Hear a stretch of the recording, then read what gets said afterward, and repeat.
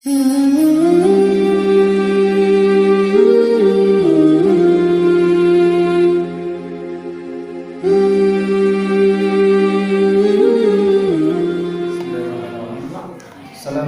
warahmatullahi wabarakatuh.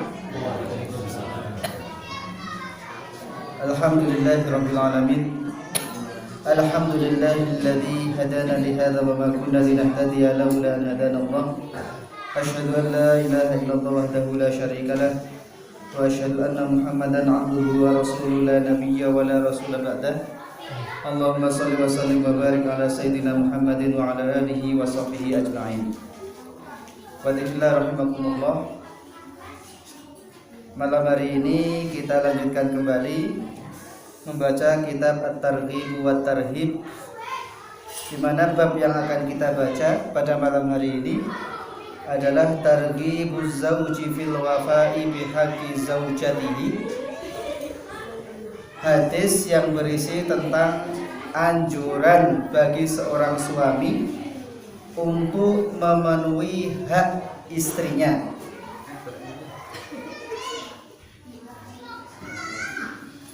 Wa husni usratiha, dan mempergauli istri dengan cara yang baik. Wal mar'atu bihaqqi zawjiha, demikian juga hadis yang menganjurkan agar seorang wanita, seorang istri memenuhi hak suami, wa ta'atihi, dan mentaati suaminya. Hadis yang pertama yang kita baca, hadis yang sangat terkenal. Saya yakin kita semua mungkin setengah hafal hadis ini. Ani bin Umar radhiyallahu anhuma, dari Ibnu Umar radhiyallahu anhuma, qala, dia berkata, sami'tu Rasulullah sallallahu alaihi wasallam yaqul, aku mendengar Rasulullah sallallahu alaihi wasallam bersabda, kullukum ra'in wa mas'ulun an ra'iyatihi.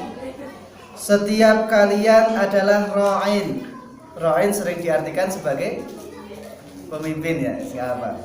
Setiap kalian adalah pemimpin dan bertanggung jawab atas yang ia pimpin, atas kepemimpinannya.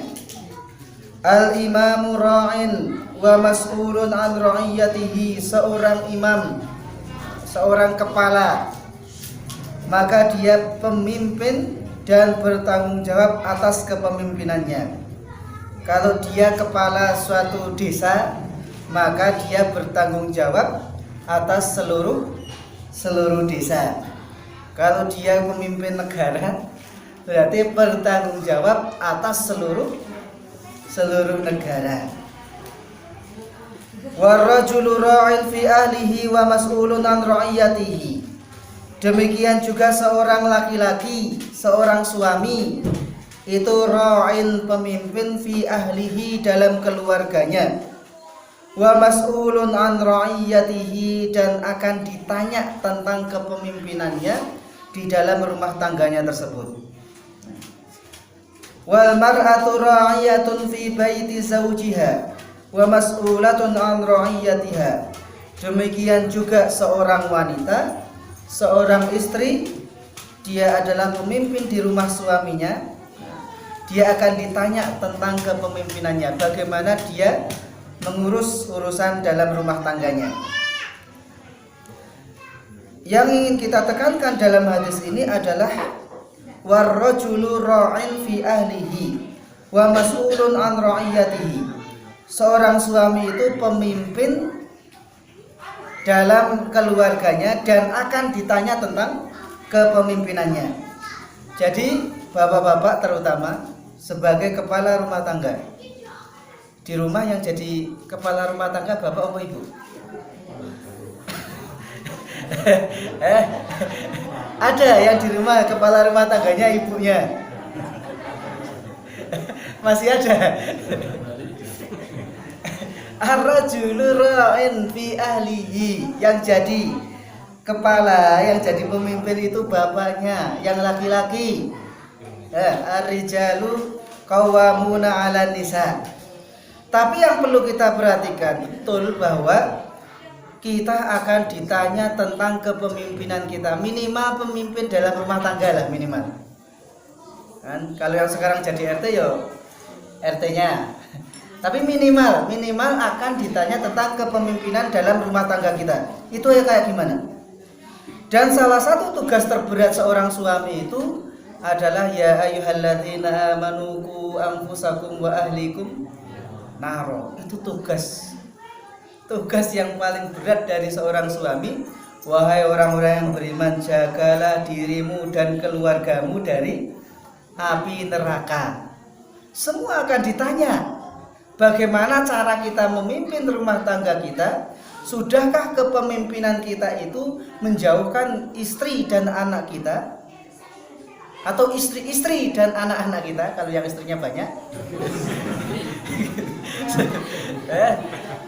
Istri atau istri-istri, anak atau anak-anak kita, sudahkah kesehariannya itu mencerminkan perilaku yang dijauhkan dari neraka? Atau justru sebaliknya, kepala rumah tangga itu yang membawa neraka ke rumahnya? Harusnya tugas suami itu, ini tugas yang paling utama, tugas yang paling berat adalah menjauhkan diri dan keluarganya dari neraka. Sayang kalau seandainya dibalik, justru suami yang membawa neraka ke rumah. Jalan yang ke neraka, yang menjadikan orang nyampe ke neraka itu harusnya ditutup oleh seorang suami. Tapi kadang ada justru suami yang membuka lebar-lebar jalan keluarganya ke neraka. Maka hati-hati. Kalau sekarang kita mendiamkan anak kita yang tidak sholat, mendiamkan, hati-hati. Mas'ulun an ra'iyatihi. Kita akan ditanya bagaimana cara kita memimpin rumah tangga kita. Maka orang tua harus tahu kemana anaknya, dengan siapa dia bermain, pergaulannya kayak apa. Itu harus tahu. Sebagai salah satu bentuk ku anfusakum wa ahlikum naro tadi. Terus hal-hal yang tidak disukai oleh Allah jangan dibawa masuk ke rumah kita. Kalau kita membawa masuk sesuatu yang tidak disukai oleh Allah Subhanahu wa taala, maka kita membawa neraka atau fasilitas yang akan menyebabkan orang lebih cepat ke neraka ke dalam rumah kita. Hati-hati. Itu hadis yang pertama, itu betul kita renungkan. Warrajulu ra'in fi ahlihi wa mas'ulun an ra'iyatihi. Seorang laki-laki, seorang suami itu adalah pemimpin dalam rumah tangganya dan kelak akan dimintai, akan ditanya tentang kepemimpinannya. Selama kita hidup, bagaimana kita memimpin rumah tangga itu akan ditanya. Maka enggak mudah, ya, enggak mudah. Hadis yang kedua, Rasulullah SAW bersabda, An Aisyah radhiyallahu anha qalat, qala Rasulullah SAW. Dari Aisyah radhiyallahu anha dia berkata, Rasulullah SAW bersabda, Inna min akmalil mu'minina imanan ahsanuhum khuluqa wa altafuhum bi ahlihi. Sesungguhnya orang mukmin yang paling sempurna imannya itu adalah yang paling baik akhlaknya. Wa altafuhum bi ahlihi, dan yang paling lembut kepada keluarganya. Di hadis yang lain Rasul mengatakan, khairukum li ahlihi wa ana khairukum li ahli. Sebaik-baik kalian itu yang paling baik terhadap keluarganya, terhadap istrinya, dan aku orang yang paling baik terhadap keluargaku. Ini sebenarnya apa ya? Kalau kita pengen tahu kita itu seperti apa, salah satunya adalah tanyakan kepada istrinya. Jawaban yang keluar dari istri kita itulah yang menggambarkan siapa diri kita sebenarnya. Kira-kira sekarang kalau seandainya istri kita ditanya, sebenarnya suamimu itu kayak gimana? Maka jawaban yang keluar itu itulah kita. Karena istri orang yang paling tahu tentang suaminya. Coba sekarang kita kalau angan-angan, seandainya istri kita ditanya hari ini, saat ini tentang kita, kira-kira jawabannya kayak apa? Sebenarnya suami itu seperti apa? Itu siap nggak kita dengar jawabannya? Istrinya jangan diancam tapi pokoknya jawaban jujur. Apa perlu dibuat angkat itu, dibuat selebaran gitu kan, selebaran. Oh gimana suamimu di rumah? Nah, kan kita udah sama-sama ngaji berapa tahun? Termasuk yang ngomong juga. Berapa tahun kita sudah ngaji? Seandainya kita disebarkan, istri kita diberilah pertanyaan, terus disuruh ngisi. Saya nggak tahu. Apakah setelah kita ngaji sekian tahun sama dulu sebelum kita ngaji ada perbedaan atau sama aja? Gimana? Oh masih kasar, oh masih suka mukul. Kalau seperti itu berarti ya belum terlalu berhasil.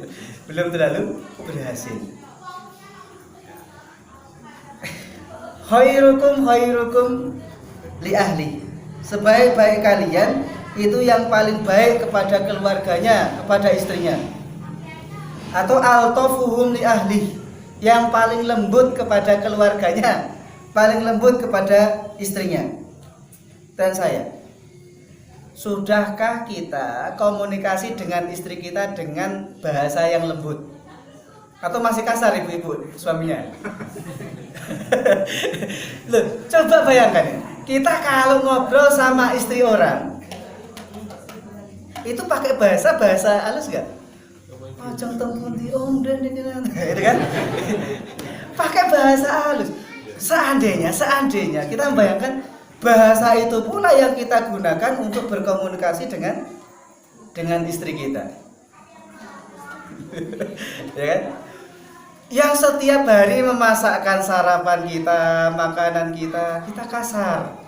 Sementara istri orang yang nggak pernah masakkan kita kan, nggak pernah itu kita, ya nggak apa lembut ya, memang harus lembut. Tetapi jangan sampai kelembutan kita hanya kepada istri orang lain, kepada istri sendiri. Tidak Bu ya. Itu Bu ya. Ini perhatian kita semua. Ya. Mau diakui atau tidak, cobalah. Ketika istri orang lain ngobrol, mungkin kita ditanya sama istri orang lain, jawaban kita pasti sopan, lembut kan? Cuma nggak tahu apakah seperti itu juga ketika kita bicara sama istri kita. Padahal yang buatkan sarapan siapa? Apa istri tetangga, apa istri ada yang dibuatkan istri tetangga? Istri sendiri. Kenapa tidak bisa lembut? Ya minimal tidak kasar lah.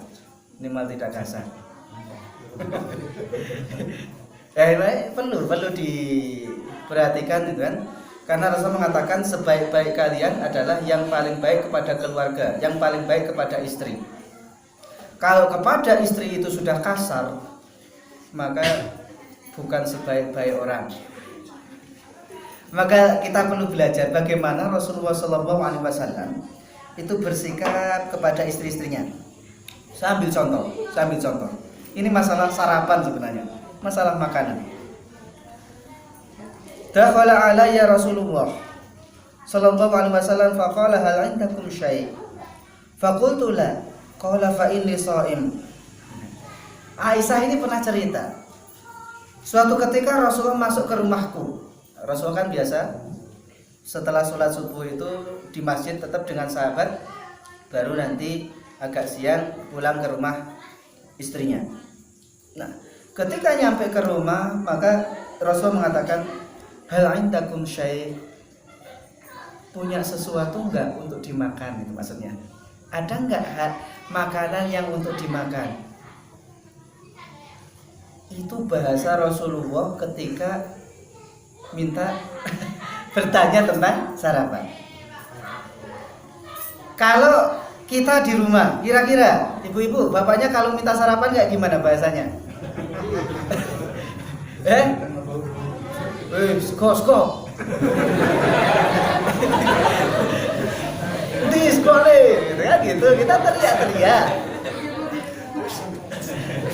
Rasulullah tidak seperti hal indakum syai'. Ada enggak yang bisa dimakan? Ada enggak sesuatu yang bisa dimakan? Kamu punya sesuatu enggak? Suka gitu. Nah kita kadang istri sudah masak nasi, gitu kan?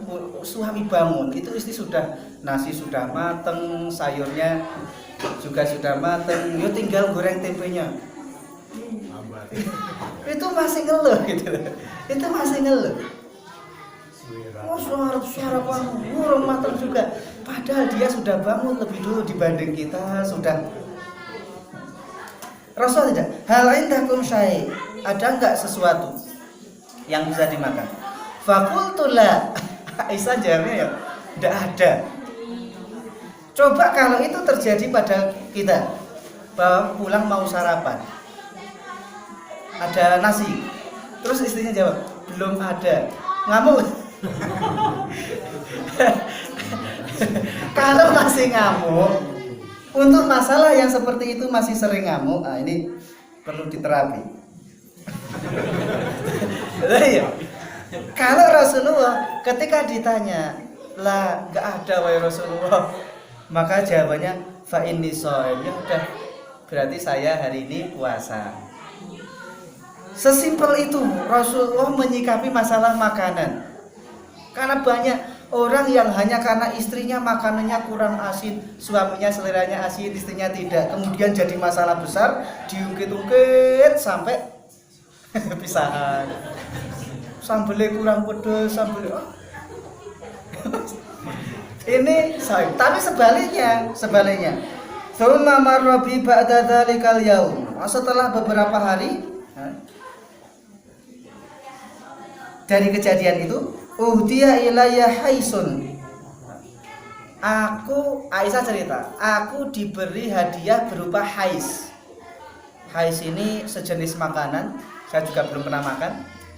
Ya semacam kue lah, semacam kue terbuat dari kurma, nggak tahu dicampur dengan apa gitu kan. Itu ada namanya hais. Aisyah itu diberi hadiah oleh seseorang berupa hais, makanan yang bahan utamanya kurma. Itu salah satu makanan kesukaan Rasulullah SAW. Fakhaba'tu lahu minhu. Ketika diberi makanan hais itu, maka oleh Aisyah disimpan. Nah ini pelajaran istri. Istri itu pasti tahu. Ibu-ibu tahu nggak sampai sekarang sudah berapa puluh tahun berumah tangga, suaminya itu kesukaannya apa?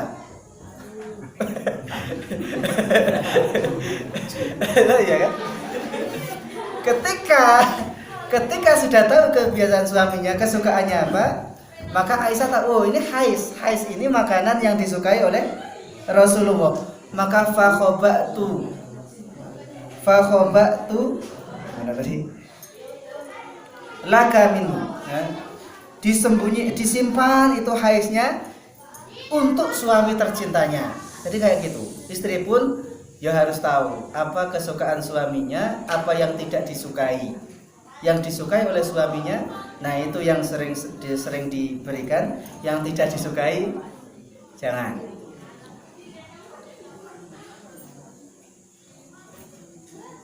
Qalat ya Rasulullah, innahu uhdiya lana hais, fa khabbatu laka minhu. Qala adnihi amma ini qad asbahtu wa ana shaim fa akala minhu. Ini kebalikannya. Ketika Aisyah diberi makanan berupa hais, tahu itu makanan kesukaan Rasulullah, maka disimpan itu untuk suami tercintanya.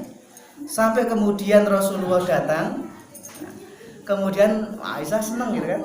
Rasulullah, saya punya makanan, saya dikasih orang hais. Maka hais itu saya simpan untuk Anda wahai Rasulullah SAW.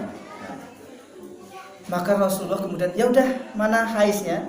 Bawa ke sini, meskipun sebenarnya hari ini saya puasa. Sebenarnya hari ini saya puasa, tapi untuk menghormati istri yang sudah menyimpan makanan kesukaan suaminya itu dibatalkan puasanya untuk menghormati istri. Loh ini kan pelajaran mahal. Pernah nggak kita, bapak habis keluar kemana, makan makanan enak di luar, pulang ke rumah istrinya, Mas itu saya sudah masak di meja ada ini ada ini.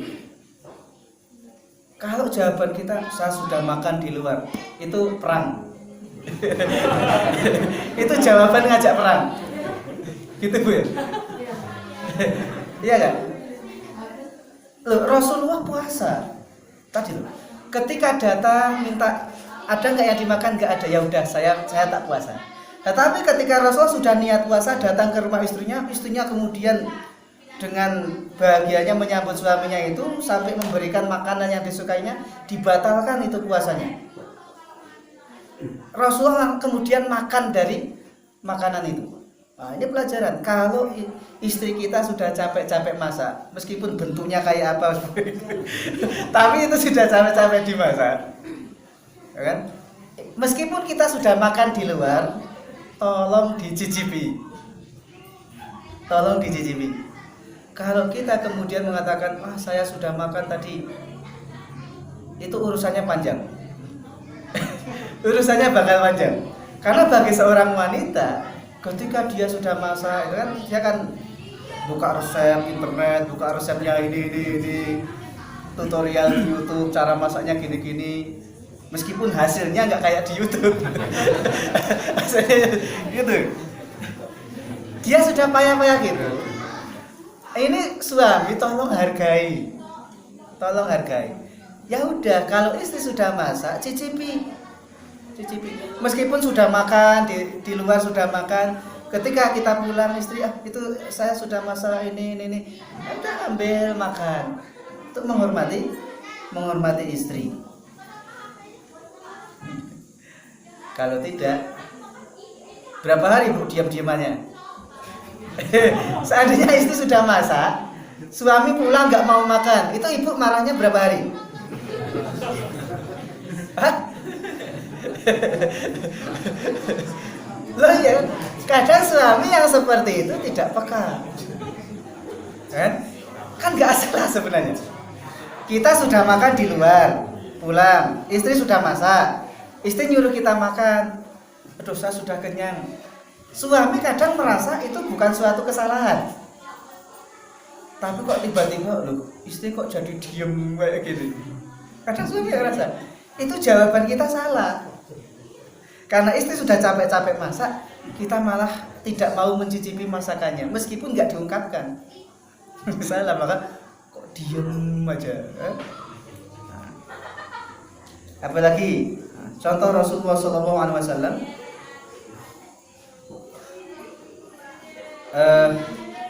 Rasulullah itu tidak pernah atau jarang lah sampai kemudian merepotkan istrinya untuk sesuatu yang bisa dikerjakan sendiri.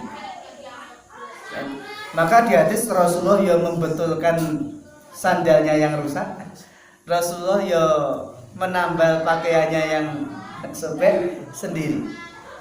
Kalau memang kita masih bisa mengerjakan sendiri, maka di antara perilaku yang baik, muasyarah, berinteraksi yang baik dengan istri, itu tidak merepotkan istri dengan hal-hal yang bisa kita kerjakan sendiri. Kecuali kalau istri dengan sukarela menawarkan itu, ya alhamdulillah.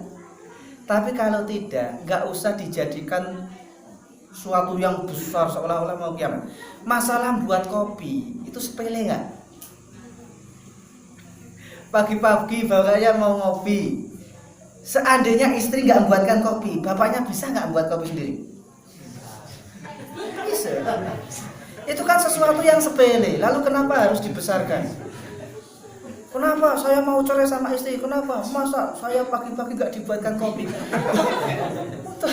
Cuma masalah kopi. Istri itu sudah ngurus anak, mandiin anak, nyuapi anak, gitu kan? Anak pokoknya nyapu, nyuci piring, masak. Nah, untuk hal-hal yang bisa kita kerjakan sendiri, ya kerjakan sendiri. Kecuali kalau istrinya sendiri nawarkan mau kopi, Terus mau alhamdulillah gitu kan. Mau teh, mau.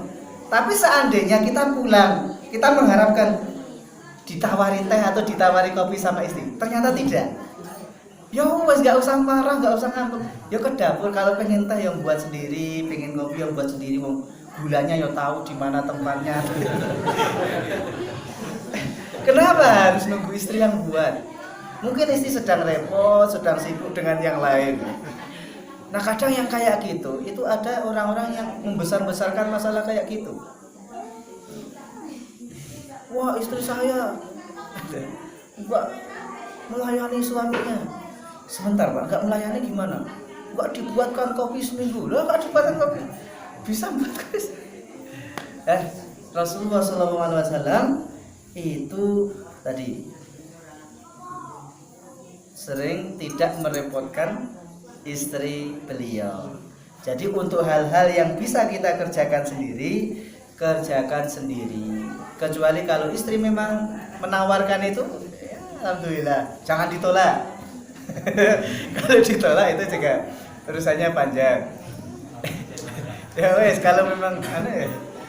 Tapi istri juga harus tahu, ya kan? Suaminya kalau minum kopi itu langsung mencret, ya jangan ditawari kopi. Kan ada nih. Dia tawari apalah kesukaan suaminya kan gitu. Nah, kalau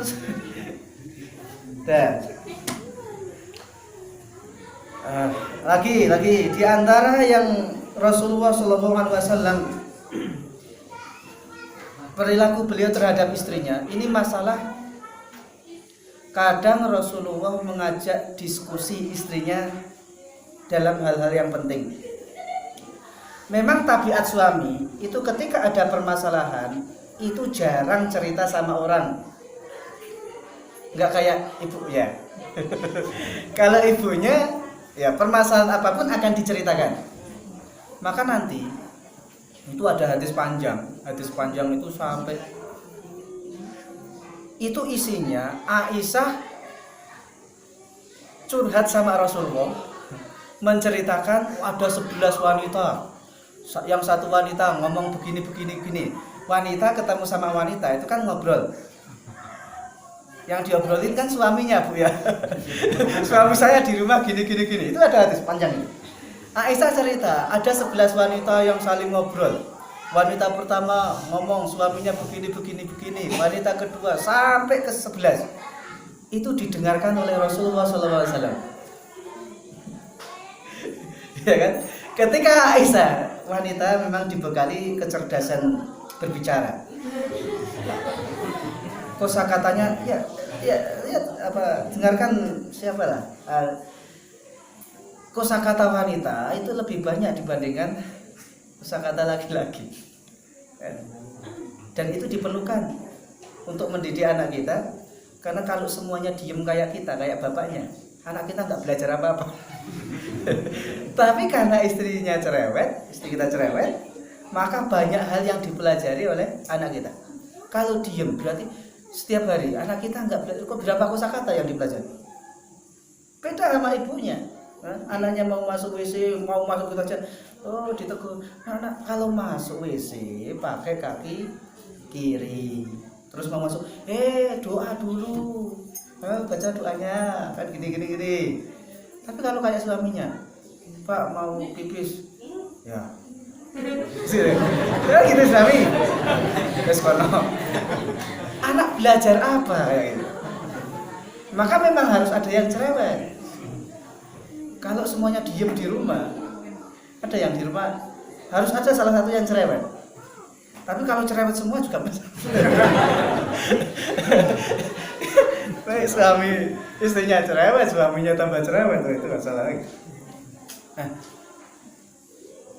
jadi itu Rasulullah SAW itu ya kadang sabar mendengarkan istrinya ngomong cerita panjang gitu, terus dengarkan. Tapi itu memang butuh butuh belajar.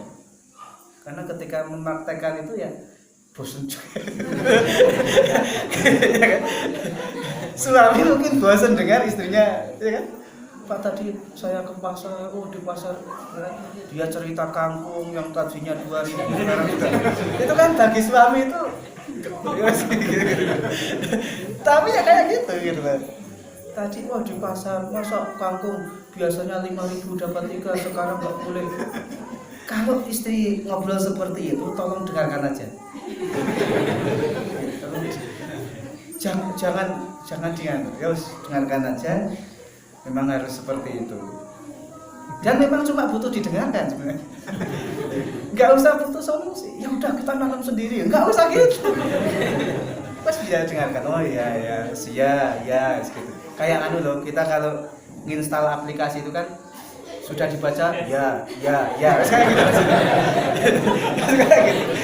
Istri ngomong gini, oh iya wes gitu aja. Nanti selesai juga. Rasulullah gitu. Tapi kadang Rasulullah juga melibatkan istri untuk diskusi. Meskipun memang biasanya laki-laki nyari solusi itu lebih ke sendiri ya. Makanya ibu-ibu kalau bapaknya pulang ke rumah diem duduk di sofa ini sedang mikir, itu jangan terlalu nggak usah curiga apa gitu. Laki-laki memang seperti itu. Ketika ada permasalahan, biasanya akan berusaha dipecahkan sendiri, nggak mau cerita dulu. Gitu nggak ya? Atau ada laki-laki yang cowok terus cerita kemana-mana tidak salah. Nggak, laki-laki rata-rata ada masalah ini, dia pikirkan. Nah, kalau ibu-ibu melihat suaminya di rumah sudah diem, ada apa? Nggak ada. Cerita sama saya istrinya nggak enak. itu mending aja buatkan apalah minuman dia, ini tehnya terus tinggal. Kalau sedang seperti itu dia sedang merenung nyari solusi permasalahan. Nanti kalau sudah ketemu sendiri udah selesai.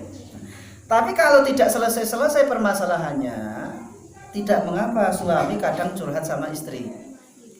Misalnya yang terjadi sama Rasulullah SAW ini ketika peristiwa Sulhul Hudaybiyah, perjanjian Hudaybiyah tahun ke-6 Hijriah.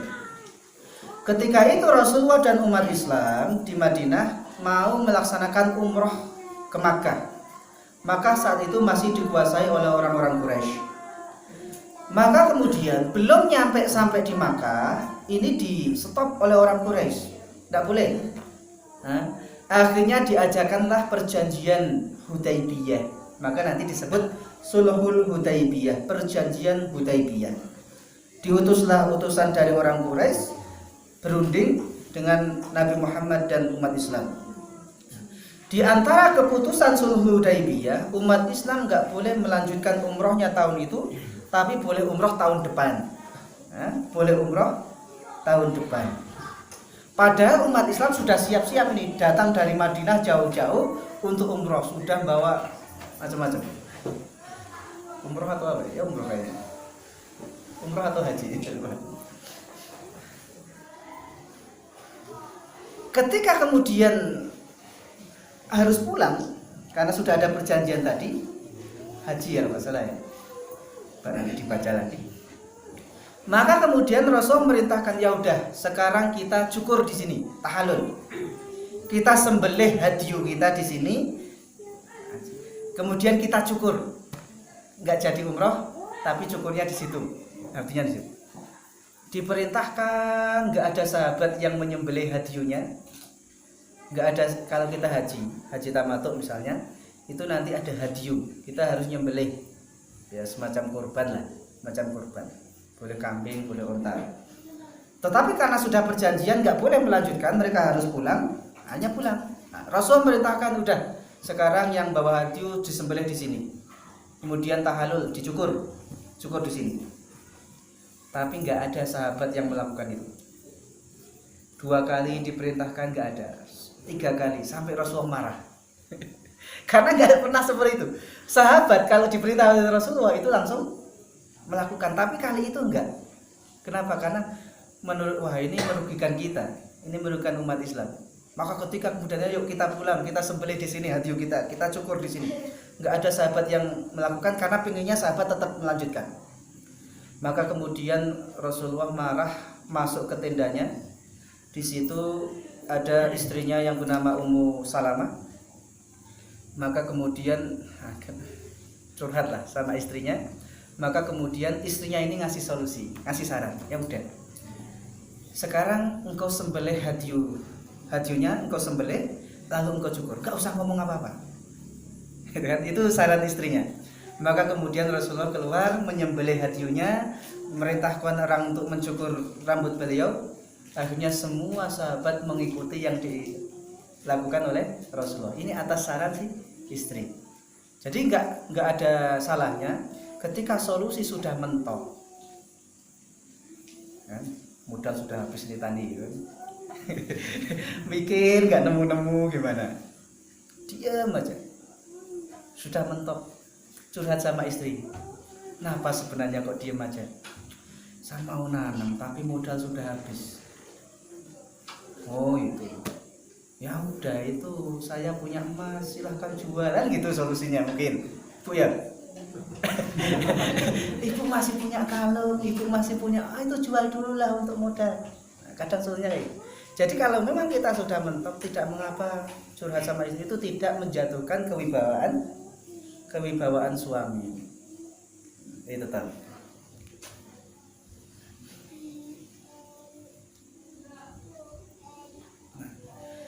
Yang selanjutnya, bagaimana Rasulullah SAW bersikap terhadap istrinya? Rasulullah tidak pernah memukul istrinya. Rasulullah tidak pernah memukul. Meskipun memukul istri, boleh tidak? Boleh Bu dipukul? Tidak boleh. Wadribuhun, ayatnya gitu kan, dan pukullah mereka. Istrinya, suami pernah mukul istrinya sampai biru-biru. Memang boleh, itu salah satu tahapan mendidik. Ketika ada nusus, ketidaktaatan istri kepada suaminya, padahal bukan hal yang diharamkan, maka kan disuruh menasihati. Dinasihati tidak mempan, disuruh hajar. Hajar itu apa ya? Hajar itu di insolasi apa? Embargo. Hajar itu ya wes ungkur-ungkuran lah. Kalau tidur masih satu kamar, satu ranjang, suaminya ngadep ke barat, istrinya ngadep ke timur, itu salah satu bentuk hajar. Atau beda kamar, kan? Istri di kamar, suami depan TV. Yes, biasa, itu memang kayak gitu. Pernah kan? Ada yang belum pernah? Yes, pernah. Ya memang kayak gitu. Itu boleh. Yang penting masih dalam satu rumah. Nah, yang penting masih dalam satu rumah. Jangan kemudian ya udah, istrinya pergi ke rumah siapa, suaminya pergi kemana, anak-anaknya di rumah lola. Istrinya pergi, bapaknya pergi, anaknya di rumah, nggak ada yang ngurus. Enggak kayak gitu. Kata Yus musuh-musuh, kalau musuhan Yus musuhan, ya memang kayak gitu rumah tangga. Rasulullah pun kadang ada konflik. Bahkan sampai lama, itu dalam surat At-Tahrim. Nah, surat At-Tahrim itu asbabun nuzulnya itu salah satunya adalah konflik dalam rumah tangga Rasulullah SAW. Itu konflik yang lumayan lama, sampai berapa? Sebulan atau lebih gitu. Itu konflik. Lama. Jadi rumah tangga Rasulullah pun ada konflik. Karena memang beliau adalah untuk ditiru. Kalau Rasulullah, rumah tangga Rasulullah kayak malaikat, kita nggak bisa niru kan? Nggak pernah konflik. Nah, kita disuruh niru Rasulullah, rumah tangga Rasulullah. Rumah tangga Rasulullah nggak pernah konflik. Rumah tangga kita penuh dengan konflik. Nirunya gimana? Tapi ya Rasulullah ada konfliknya. Ada konfliknya. Siapa yang bilang tidak ada konflik? Kalau rumah tangga Rasulullah ya ada konfliknya, apalagi rumah tangga kita. Ada nggak yang rumah tangganya sampai dari nikah sampai sekarang nggak pernah ada masalah lurus terus. Saya tak belajar sama orang. Gimana caranya gitu? Ada yang bisa? Pak Pahito, gimana Pak Pahito?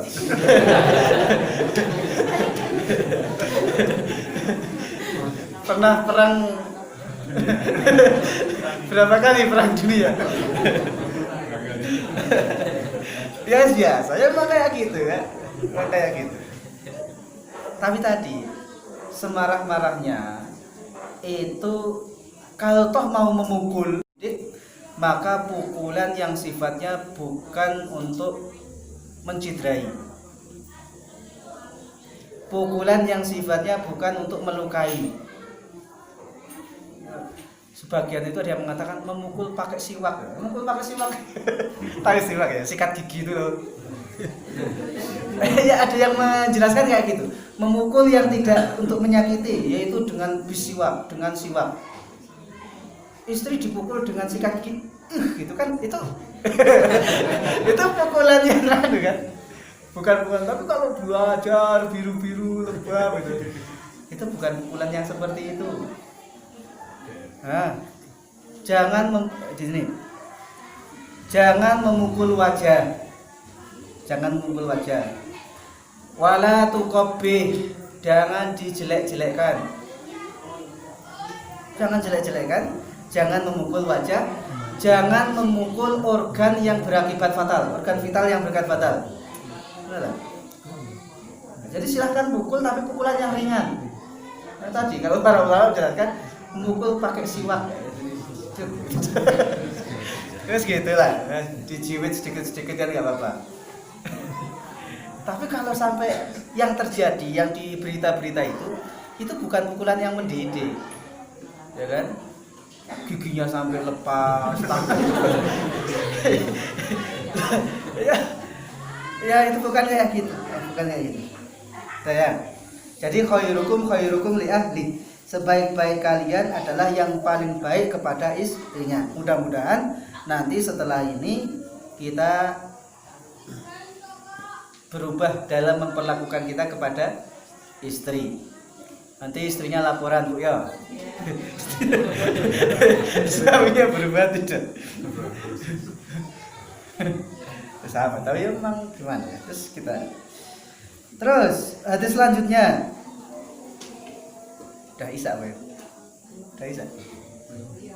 Saya baca satu hadis lagi. An Abi Hurairah radhiyallahu anhu qala Rasulullah sallallahu alaihi wasallam. Dari Abu Hurairah radhiyallahu anhu dia berkata, Rasulullah sallallahu alaihi wasallam bersabda, la yafraq mu'minun mu'minatan in kariha minha khuluqan radiya minha akhar. Wa qala ghairuhu. Janganlah seorang mukmin membenci seorang mukminah. Janganlah seorang suami membenci istrinya. In kariha minha khuluqan. Kalau ada satu sisi dari istri yang tidak kita sukai, radiya minha akhar, maka banyak sisi-sisi yang lain yang kita sukai. Itu yang coba kita kedepankan, kita utamakan. Enggak pasti ada ketika kita menikah dengan siapapun, ada sisi-sisi yang tidak disukai oleh suaminya. Sebagaimana istri juga kayak gitu.